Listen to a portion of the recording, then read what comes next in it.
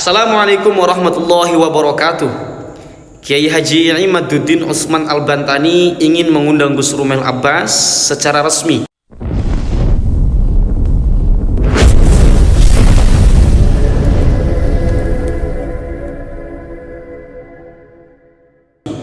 Itu mengapa Kiai Imad meminta alamat lengkap Gus Rumel, karena undangan tersebut ingin disampaikan secara resmi. Saya pun sudah menghubungi Gus Rumel, cuman belum ada tanggapan. Belum lama ini saya menghubungi. Nanti mungkin sebentar lagi atau dalam beberapa waktu ke depan beliau akan menanggapi. Tentu undangan ini disampaikan oleh Kiai Imad sebagai tanggapan dari tulisan Gus Rumel Abbas dalam laman Pamitnya Ngantor, laman YouTube Pamitnya Ngantor.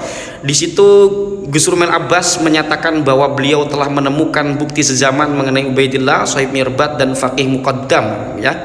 Dan bahkan kata Gus Rumel, beliau siap untuk diuji jikapun seandainya dihadirkan seorang pakar filolog atau sejarawan kondang pun beliau tak gentar. Artinya di sini Gus Rumel Abbas sudah sangat percaya diri untuk menjawab apa atau hal-hal yang diragukan oleh Kiai Imaduddin Utsman Al-Bantani mengenai tokoh-tokoh dari Ubaidillah, yang selama ini ada beberapa tokoh yang menurut Kiai Imad itu fiktif dalam uraian-uraian kajian nasab beliau.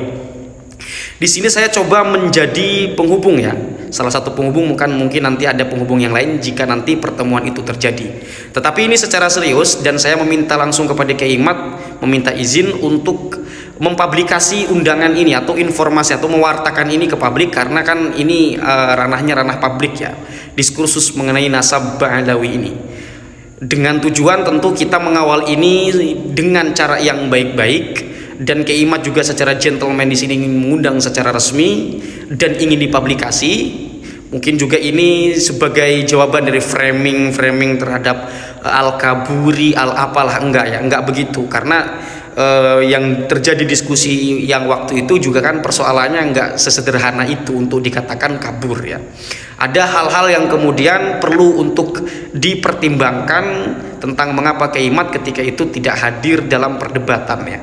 Ya, jadi begitu, ya. Terlebih dahulu saya ingin tampilkan hal-hal yang disampaikan oleh Gus Rumel Abbas dalam laman komunitasnya. Monggo.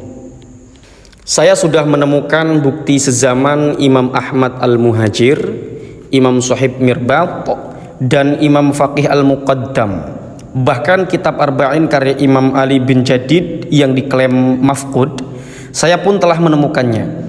Di antara isnad hadis yang ditulis Ali bin Jadid didapatkan dari Imam Sohib Mirbat dan kakek-kakeknya. Kalau mau didiskusikan, saya sangat terbuka untuk itu. Jika temuan dan teori saya ingin diuji secara akademik, saya pun siap dengan hal itu.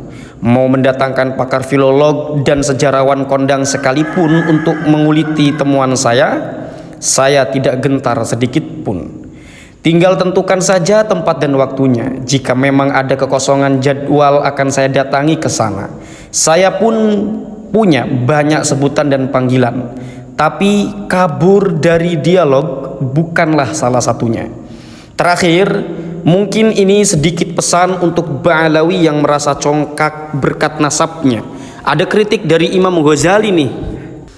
Waman dhanna annahu yanju bitaqwa aslihi kaman dhanna annahu yashba'u bi akli abihi.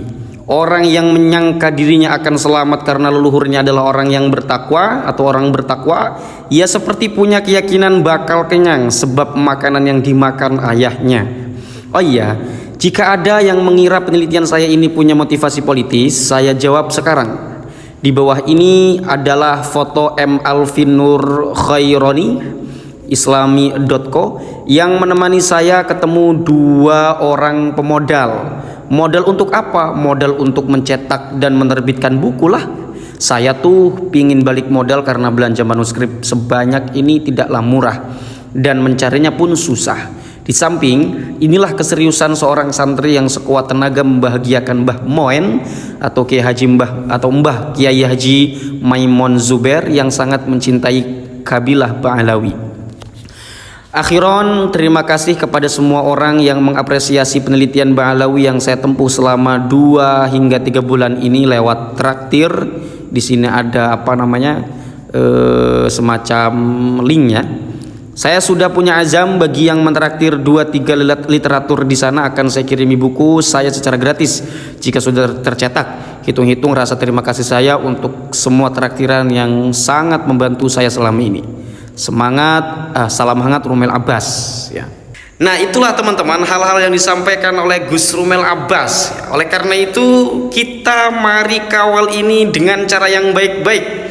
Tidak lagi menghina, tidak lagi saling menuding, tidak lagi saling membuli, tidak lagi saling iwuh pekiwuh tentang bagaimana nasab Ba'alawi. Di awal-awal sebelum tulisan yang saya bacakan tadi, memang Gus Rumel Abbas mendemonstrasikan atau menyatakan bahwa perbedaan antara perilaku dengan nasab itu adalah dua hal yang berbeda. Itu juga yang disampaikan oleh Kiai Imad.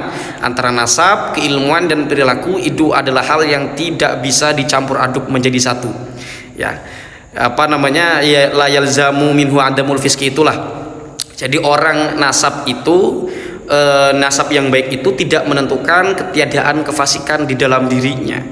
Jadi nasab itu adalah fenomena biologis yang tidak sama sekali berkaitan dengan bagaimana dia bertingkah laku dan bagaimana dia berilmu.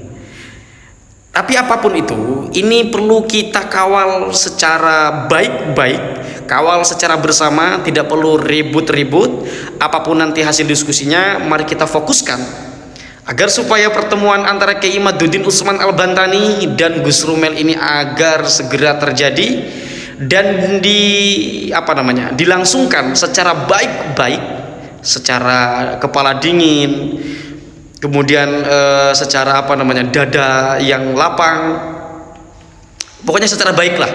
Tidak ada keributan, tidak ada saling membuli, karena semuanya saudara, karena semuanya kita ini harus saling mencintai. Kita harus tetap saling mempererat persatuan di antara kita.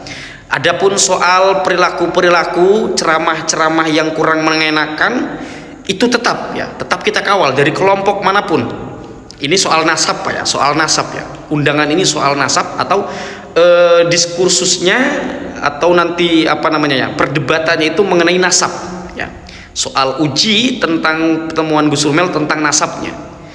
Jadi itu ya, soal ceramah, soal hal itu hal lain memang, tapi siapapun itu orangnya dari kelompok manapun, jika ada hal-hal yang dikatakan itu perlu untuk dikritisi, maka itu menjadi tanggung jawab kita bersama untuk kemudian mengkaji mengenai itu untuk keislaman itu sendiri.